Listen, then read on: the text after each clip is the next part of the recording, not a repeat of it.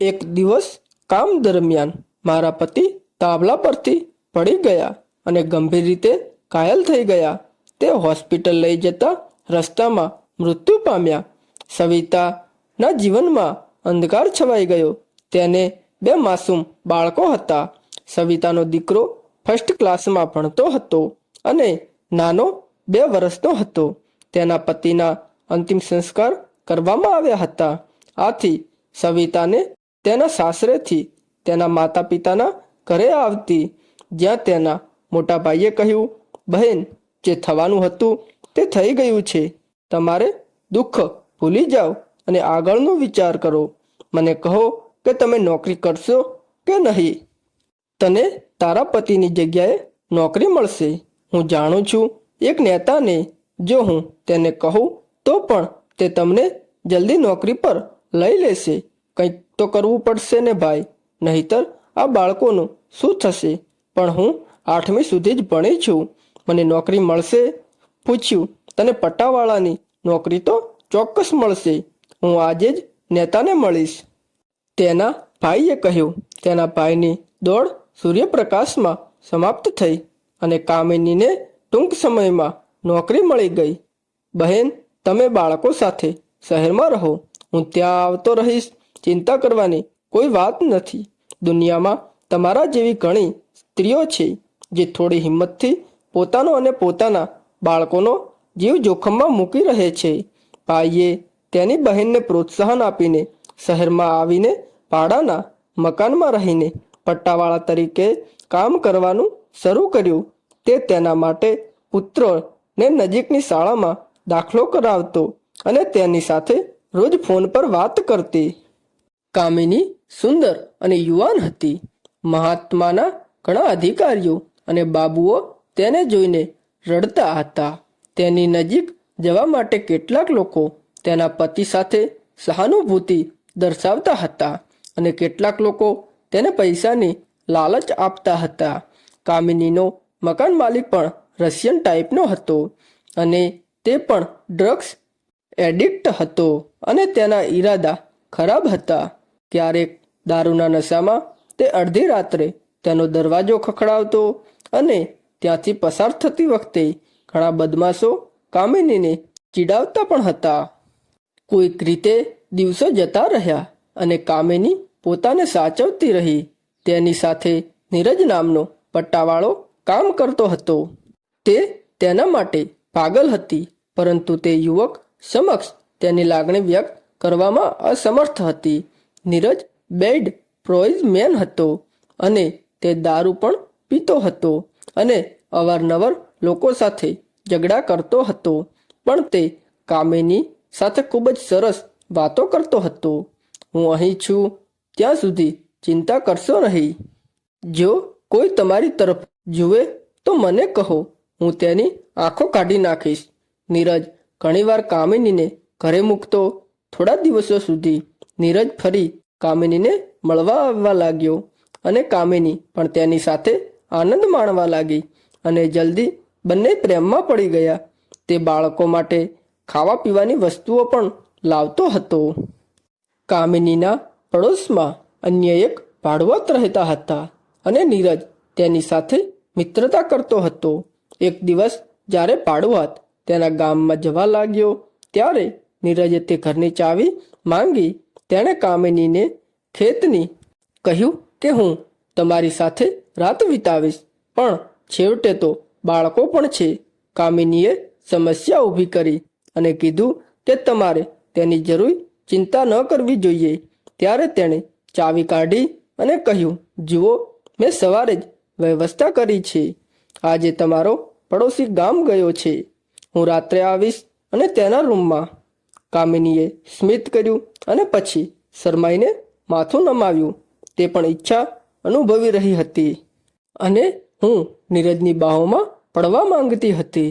નીરજ મોડી રાત્રે નશામાં આવ્યો હતો. તેણે કામિનીના પડોશીના ઘરનો દરવાજો ખોલ્યો અને 8મી અને કામિની જાગી ગઈ. તેના બંને પુત્રો સૂતા હતા. તેણીએ ધીમેથી દરવાજો બંધ કર્યો અને પડોશીના રૂમમાં ગઈ. નીરજે દરવાજો બંધ કરી દીધો. તે પછી જે થવાનું હતું તે મોડી રાત સુધી ચાલતું રહ્યું. તે રાત્રે કામિનીને ખૂબ જ આનંદ મળ્યો. તે નીરજની બાહોમાં ખોવાઈ ગઈ. વહેલી સવારે નીરજ નીકળી ગયો અને કામિની તેના રૂમમાં આવી. ત્યાં કામિની અને પડોશીના ઘરની વચ્ચે એક દરવાજો હતો, જે પહેલાં એક ભાડુઆતનો હતો. તે ઘરની બહાર નીકળતો ત્યારે તેણે બંને રૂમો લઈ લીધા હતા. ત્યારે મકાન માલિકે બંને રૂમો વચ્ચે દરવાજો બંધ કરી દીધો હતો. વધુ ભાડાના લોભમાં તેણે 2 ભાડુઆતો રાખ્યા. હવે તેને 1000ને બદલે 2000 મળવા લાગ્યા. નીરજ ઘણીવાર મોડી રાત્રે કામિનીના ઘરે આવતો. ઘણીવાર કામિનીનો ભાઈ વહેલી સવારે આવતો અને નીરજ અંદર હોય એવી પરિસ્થિતિમાં વચલો દરવાજો કામમાં આવતો અને રાજુ તેને દરવાજેથી પડોશીના ઘરમાં પ્રવેશી દેતો. કામિનીના ભાઈને ક્યારે શંકા ન હતી કે તેની બહેન છેતરપિંડી કરી રહી છે. તે તેને સીધી પરિણીત ગામની નિર્દોષ સ્ત્રી માનતો હતો. નીરજનો પણ પોતાનો પરિવાર હતો. તેની પત્ની અને 4 બાળકો હતા. તે તેના પરિવાર સાથે જોગી કોલોનીમાં રહેતો હતો. તેની પત્ની તેનાથી ખૂબ જ નારાજ હતી, કારણ કે તે તેના પગારનો મોટો હિસ્સો દારૂમાં ખર્ચતો હતો. જો તેની પત્ની ના પાડે તો નીરજ તેને માર પણ મારતો હતો. પૈસા વગર ન તો ઘર બરબાદ ચાલતું કે ન તો બાળકો ભણી શકતા. પહેલાં નીરજ ઘરને થોડા પૈસા આપતો, પણ જ્યારથી તે કામિનીની નજીક આવ્યો ત્યારથી તે આખો પગાર લાવીને તેને સોંપતો હતો અને કામિની તેના પૈસાથી તેનું ઘર ચલાવતી હતી અને તે પોતાનો પગાર બેંકમાં જમા કરાવતી હતી. નીરજ દલડાલ એક બાટમાં બની ગયો હતો. બીજી તરફ નીરજની પત્ની ઘર ચલાવવા માટે ઘણા મોટા લોકોના ઘરે નોકરાણી તરીકે કામ કરવા લાગી હતી.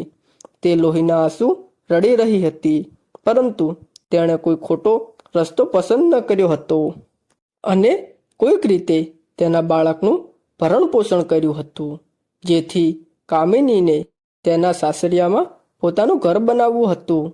જો કે તેણીના સાસરિયાઓએ વાંધો ઉઠાવ્યો. તેણીએ ગામમાં રહેવું જોઈએ નહીં. તેઓ તેણીનો હિસ્સો પડાવીને દૂર જવા માંગે છે. પણ કામિનીના હાથમાં પૈસા હોવાથી તેને બળ મળ્યું. જ્યારે તેણીએ તેના જેઠને ધમકી આપી ત્યારે તે ડરી ગયો અને કામિનીને એક સરસ ઘર મળ્યું. ભાઈ, તમે મને નજીકની ટેલિફોન ઓફિસમાં સ્થાનાંતરિત કરો. નેટ દ્વારા આ કહીને હું ઘર અને ખેતી પણ સંભાળી શકીશ. ભાઈએ તેને આશ્વાસન આપ્યું કે થોડા મહિના પછી કામિનીની બદલી તેના ગામ પાસેના એક શહેરમાં થઈ ગઈ. જ્યારે નીરજને આ વાતની જાણ થઈ ત્યારે તે ખૂબ જ ગુસ્સે થઈ ગયો અને તેણે કહ્યું કે તે મારી સાથે એટલો દગો કર્યો છે કે તારા કારણે મેં મારા બાળકોને પણ છોડી દીધા છે અને તું મને છોડીને જતી રહે છે. આવું ક્યારે નહીં બની શકે. કાં તો હું તને મારી નાખીશ અથવા તો હું આત્મહત્યા કરી લઈશ. હું તારો જુદાઈ સહન નહીં કરી શકું. નીરજ, તું જીવે કે મરી જાય તેનાથી મને કોઈ ફરક નથી પડતો.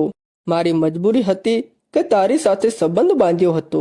એ બધા લોકોથી મારી જાતને બચાવવા મેં તારો હાથ પકડ્યો હતો. હવે મારું બધું કામ થઈ ગયું છે. હું હાથ ઊંચો કરવાનું પણ વિચારતી નથી. નહીં તો તું જેલમાં જઈશ. આજ પછી તું મને મળવા પણ નહીં આવીશ. તેની ધમકી આપી નીરજ ડરી ગયો. હું કામિનીની સામે રડવા લાગ્યો, પણ કામિનીનું દિલ નહોતું.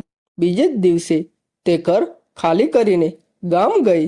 પ્રેમમાં પાગલ બનેલો નીરજ કામિનીનું દુઃખ સહન ન કરી શક્યો અને થોડા દિવસો પછી નીરજની પત્નીને તેના મૃત્યુના સમાચાર મળતા તેણે ફાંસી લગાવીને આત્મહત્યા કરી લીધી. તો તેણીએ કહ્યું, મારા માટે તે ઘણા સમય પહેલાં મૃત્યુ પામ્યો હતો. તેણે મને એટલું રડ્યું કે આજે તેની માટે સામે દોડવા મારી આંખોમાંથી આંસુ બાકી નથી.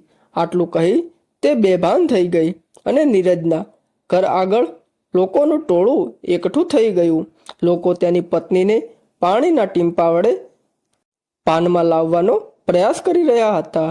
આ રીતે અનૈતિક સંબંધો બાંધીને શર્માઈએ પોતાના શરીરની તરસ छिपाવીએ અને નીરજ અને તેની પત્નીની જિંદગી બરબાદ કરી દીધી.